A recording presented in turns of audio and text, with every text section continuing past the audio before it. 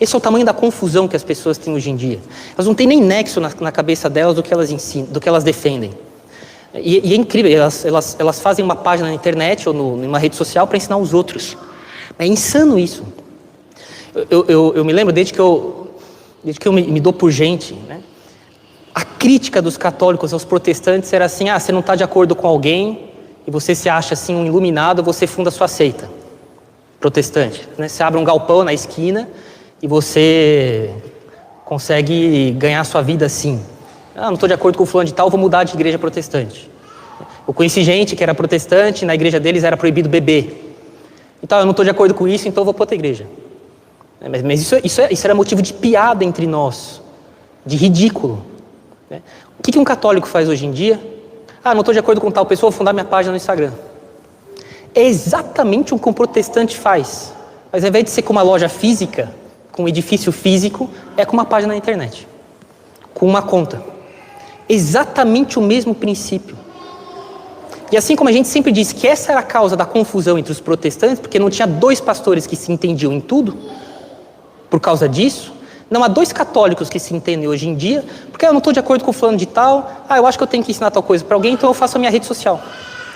E a verdade é que o catolicismo foi sendo protestantizado por esse caos de rede social, que faz com que as pessoas se comportem como protestantes, cada um querendo ensinar os outros, e achando que ele assim é inspirado pelo bom senso.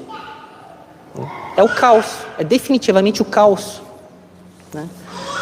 Tamanho o problema, e a gente sabe disso, mental, que essas coisas causam nas pessoas, que chega a ser espantoso de ver que os órgãos de saúde, por exemplo, não têm uma intervenção em cima das redes sociais.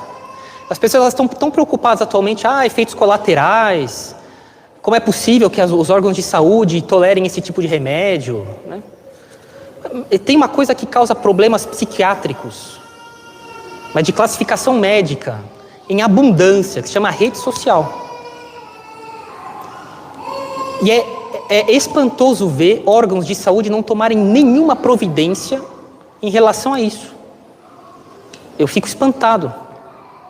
E é justamente nas mesmas redes sociais que as pessoas ficam criticando efeitos colaterais de outras coisas, que são incalculavelmente mais brandas do que a sua rede social causa nas pessoas. Esse é o tamanho da confusão. E é só uma fatia da confusão em que nós vivemos, porque não tem Cristo na Terra. Essa é a verdade. Eu me lembro desde que eu comecei a me dar por gente, eu aprendi o que é a doutrina católica lendo livros. Não tinha rede social, não tinha internet direito. Quando eu era criança, as páginas na internet eram de órgãos oficiais, governamentais, e as pessoas não tinham suas páginas pessoais. Isso manteve as pessoas lúcidas até um certo tempo. Isso é um grande problema, porque de fato as pessoas se comportam como se elas fossem ao modo de pastores protestantes, que ao invés de fundar sua seita física num edifício, fundam sua página na rede social.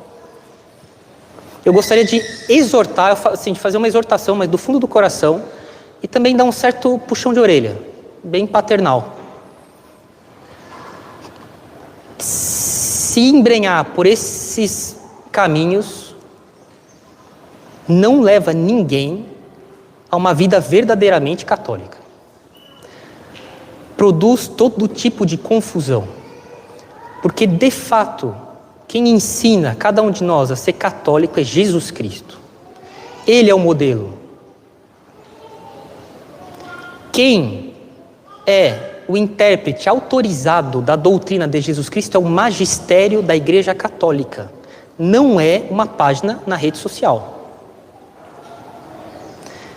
E eu gostaria de repetir mais uma vez. Agir do modo como nós agimos é, de maneira assim, vergonhosa, fazer exatamente o que os protestantes fazem na vida real, com as seitas deles, o mesmo modo de comportamento, mas agora nas redes sociais. E o que era motivo de deboche entre os católicos há algumas décadas, é o que nós fazemos hoje nas redes sociais. Isso está errado, isso tem que parar.